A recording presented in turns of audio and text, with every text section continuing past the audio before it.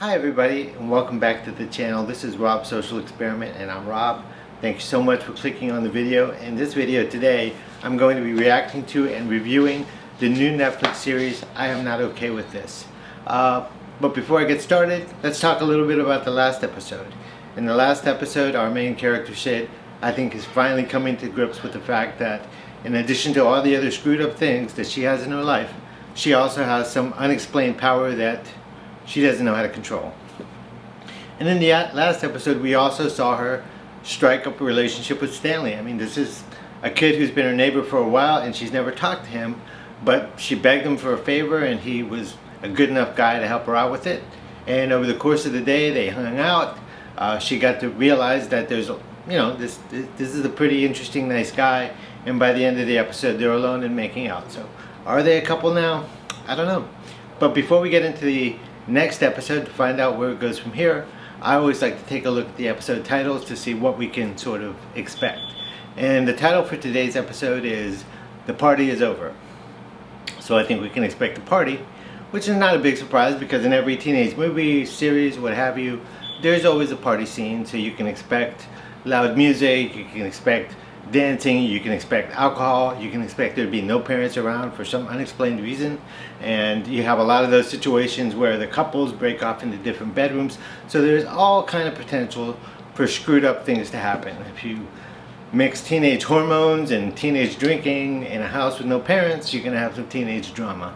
So maybe something will happen where Sydney goes to this party and loses it, and maybe trashes a whole house instead of a convenience store. That would certainly make for an interesting episode. And something like that might happen because the episode title is The Party Is Over, and that has a little bit of a negative connotation to it.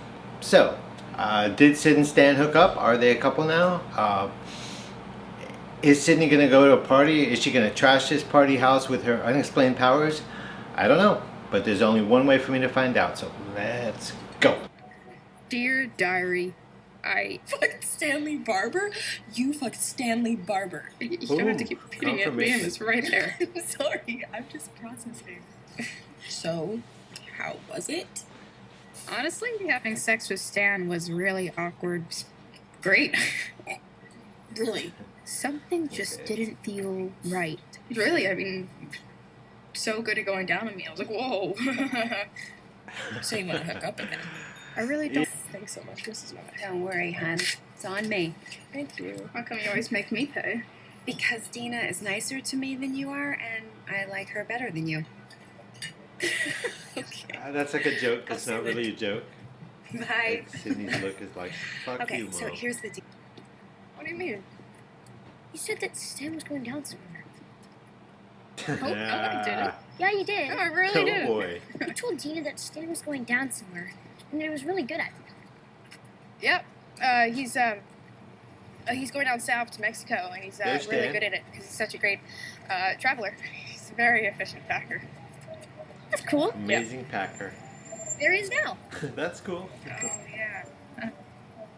There he is, Mr. Slick. But Dina and I are going to Ricky Berry's party. No shit. I'll be there too. Oh, you will? Yeah. Okay, right. So, I guess I'll see you there. And we gotta go right now. Okay? Oh my God. Her body language is miserable. And he's not seeing any part of that. He's just like, Nosebleed with my brain, then maybe it can be used for do good. not use your powers on a child. That's highly irresponsible. Are you okay? Ugh. Bet you feel like a bad. I'll tell you something. One day, it's all gonna go downhill, buddy. Your life would be so pathetic you'll actually attend your high school reunions because you know what? Nothing else is ever gonna happen for you in your entire life. I went to my reunion. Yeah, you won't even have a dog. No dog. That was kind of wrong, Sydney. With great power comes great responsibility. You cannot be... It's starting to seem like Wish I the dad's understood it death better. is more than just Mom was the one background. who found It him. has some kind of connection to all this. He didn't even leave a note. I don't know why, but this scene just makes it seem Never that way explained to me. anything. Why would you do that? Oh shit, Liam. Liam, are you okay? She hurt What her happened? brother. It's Banana. I think he's... Nothing. It's just very comfortable. But okay, Comfortable. what if, That's such a nice way to put it. what if you wore this instead? No, thank you. Oh, come on. Don't you think it's time for the world premiere of Sydney Novak's cleavage? Yeah, I'm scared. But fun scared. Like we're about to skydive for the first time or something. Oh, I'm not fun scared. Feels like we're about to be eaten by wolves, like really drunk, judgmental wolves. We're gonna be Pretty fine. good description. I just Drunk, wish I could judgmental inject wolves. vodka directly into my veins first. I do have this. Oh my god, your mic here. Is that like dad's suicide liquor? Gross. Pretty close. Stan's keeping his cards close Sounds to his pretty chest. close to me. Okay, but just ignore her. Look at that suit. Stan's been popping tags down at the Holy thrift shit, shop. that's Jenny Tuffle. Didn't her mom just send her to We rehab? invited a 30-year-old to the Yeah. party. But I guess because she's here, it totally worked, and she's all better now? Yeah. Yeah, sure, just let me finish this song. Sure, yeah, that's Dina, fine. he's got to be the center of attention at all Fancy. times. This is not what he wants. There you go. Guys are stuck with me. There is a definite vibe here. Please stick with you. Definite vibe here. So, I finally figured it out. The reason I don't like Stan. Whoa, things are moving a little bit fast here. She just had sex with Stanley last night, Sid, we're just drunk. and she just figures out her sexuality the very next day. Here's the montage. Please get out of the house. Okay. Ooh, holy fuck.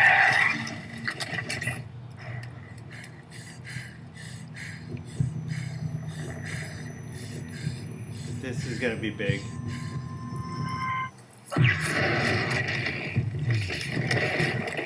Holy shit. Oh my god. Fuck. This song? This song? Okay. There's episode 3. I'll be back with you guys in just a minute. Well, there you have it, folks. Another excellent episode. Another very enjoyable episode. I think a lot of things changed in this episode. I think the stakes are a bit higher given, what we've seen from Sydney, and I also think that the show writers gave a lot of things away in this episode. And as I go through my talking points, I'll try to explain what I mean. But let's start off with Sydney and her relationship status, because that's been in flux. I mean, she started a new relationship with Stanley. We didn't know how far it got. And then right at the beginning of the episode, she lets us know that they basically had sex the night before. So that relationship went from 0 to 100 in the course of one day. Now, what continued to happen in the episode, and this is a little bit of a criticism, I guess, is that relationship issue continued to remain in flux, because she just had sex with Stan the night before, but she's already questioning why she did it. She didn't particularly like it. It was awkward. She feels like she should like Stan more than he does. She even asks herself, why don't I like Stan? He's a great guy. I should like him. Why don't I? And then at some point in the episode, there's a vibe that's in the air that makes the viewer, or at least made me, start to think that maybe there's some feelings between Sydney, or at least from Sydney's side, between Sydney and Dina that might be more romantic than just friendly. And it turns out that is the case, because once they get to the party, and once they have that scene together, Sydney sort of, in her own mental dialogue, says, well, I think I know why I don't like Stan, is because I like Dina, and she reaches over and kisses Dina. And that, sets off another series of events, which I'm going to talk about. But it's the whole arc of Sydney and her revelation about what her sexuality might be. To me, it struck me like all that's moving very fast, or too fast. It's just, I don't think it's realistic. if you consider it, 2 days ago, she never hung out with Stanley before. It's just he's just a weird guy that didn't wear shoes that lives at the end of the street. And in the course of 2 days, she befriended him, spent some time with him, had sex with him to the point where he thinks he's in a relationship, decides she didn't like it, decides she doesn't want to be in a relationship with him, and then has like this epiphany about her own sexuality. Now, I don't doubt that things like that happen in people's lives. I just don't think that those things all happen in the course of 48 hours. Next, we talk about the dad. How the dad, I think, was much more prominently featured in this episode, to the point where I used to think that they would mention the dad just a way for us to know something about Sydney. He passed away, he killed himself, that's horrible. That's something that's a very traumatic event in Sydney's life, and that's why she is the way she is, or one of the reasons. I don't think it's just backstory anymore. I think that the dad might actually have something to do or some connection with Sydney and her powers. I can't explain why I feel that way, other than the scene where she goes down into the basement, they're playing some music, and she's having these internal dialogue, and it just seems like there's more to it. Like there's a mystery, and like she's looking through his things or looking at his tools. It just seemed to me like there was something there with the dad. And then they also a couple times showed scenes of him like driving his car, and she's like looking at his wrist. They did that a couple times, and I tend to think that when things are in shows, they're there for a reason. So why that little scene? I don't know what it means, but it started to give me the sense that the dad, although he's dead, is kind of connected into this thing that's happening with Sydney. I could be wrong about that. I don't feel super confident in making that a prediction. That's just like a sense that I have that I can't explain, but it's something that I'm certainly going to be looking out for. Now, in prior discussions, we've talked about how Sydney doesn't fully admit that she has powers, and finally in this episode she does. I mean, she even says at one point, I'm kind of dangerous, I need to stay away from people. But then there's that scene where she's confronting the kid who bullies Liam. And I had a real problem with that scene because she was actually trying to use her powers on the kid. Now, she's already knocked over a street sign. She's already busted a wall in her house. So this power can create some pretty significant effects. And also, she doesn't know how to control it. It's not like she can make it do a little or a lot. She doesn't even know how it happens. So I just felt like it was extremely, extremely irresponsible of her to try and use those on the kid. Now, I think that kid needed a slap. So I don't have a problem with that part of it, but she might have killed him. She might have exploded his head off. She might have done any number of things to him because she doesn't know what she can or can't do, and she certainly can't control it. And that 100% goes against the accepted superhero convention that with great power comes great responsibility. Sydney, I'm judging you here. That was a very, very inappropriate attempt at a use of your power. Particularly because of what happens later in the episode, and we learn that the power is really dangerous. And in fact, I'll put it on the record right now, this show is dark, and I feel like in this episode it took a very, very dark turn. Why? Well, she kills the hedgehog. So what is that telling us? That's telling us that the power can be lethal. Now, he's just a little hedgehog, but it is potentially lethal. It could kill a kid, it could kill a person, it could do any number of things. So now we know that the power has some real danger to it. And the way that the episode ends, we know for sure that that's a dangerous power because that was like a bomb going off. I was so stressed when she was in the house and she was upset over Dina's rejection because I thought that she was going to like kill a bunch of kids, and that would really, really be an extremely dark turn for the show to take. But she managed to get outside. She got into the forest and she blasted over like however many trees that was. That means that this is an incredibly powerful thing she has inside of her that she doesn't know how to control. And I think that makes the show very dark because I started to think about something else and I started to put two and two together, and I think the show is telling us that somebody on this program is about to get killed and Sydney's the person that's going to do it. How did I get to that? How did I get to that point in my thinking?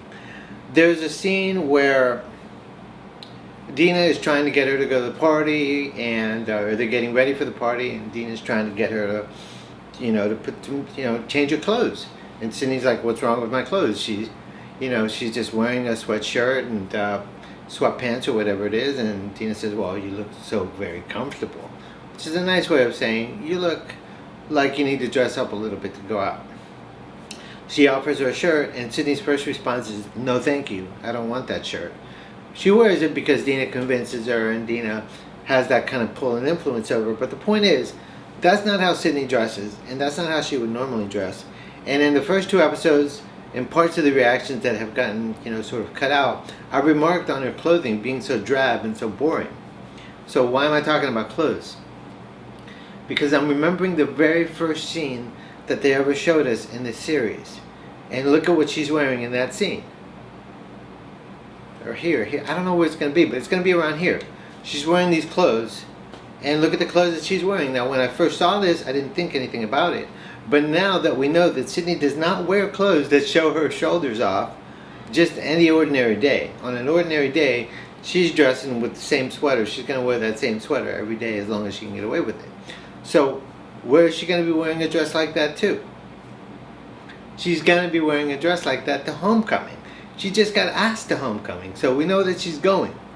So I think that the episode is making it, I think the show is making it super clear that something super screwed up is going to happen at the prom. There are police cars in the scene also, so it's not just a question of, you know, something minor happening. It's something where police are on the scene, and she is covered in what looks like gore. So prediction, something super nasty is going to happen at the at homecoming next week.